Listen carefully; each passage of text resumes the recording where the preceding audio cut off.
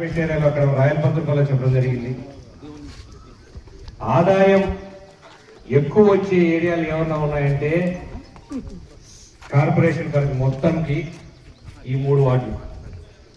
అన్నిటికన్నా నిర్లక్ష్యానికి గురైన వార్డులు ఏమున్నాయంటే ఈ 3 వార్డులు.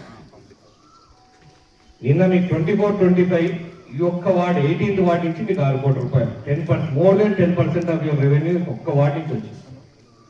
మీరు ఈ వాళ్ళకి డబ్బు పెట్టాలంటే మిగతా వాళ్ళకి పెట్టాలా, దీనికి చేయాలని అంటూ ఉంటారు. అన్నీ ఉన్నాయి, అన్నిటికీ ఈక్వల్గా పెట్టాలని చెప్పి.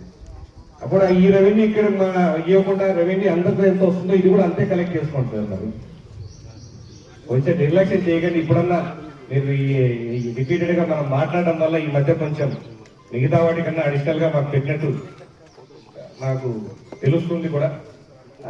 నిన్న మేము రోజు పడి పీడిస్తున్నామనో ఇంకనో దేనికనో మాకు కొంచెం అడిషనల్గా ఫండ్స్ అయితే పెట్టడం జరుగుతూ ఉంది మిగతా వాటితో పోల్చుకుంటే. బట్ అది సరిపోదు, ఎందుకంటే ఏరియా పెద్దది. మిగతా వాటిలో ఈ వాటిలో ఎంత ఉందో కడప టౌన్ అంతా అంతే ఉంటుంది ఏరియా వైపు చూసుకుంటే.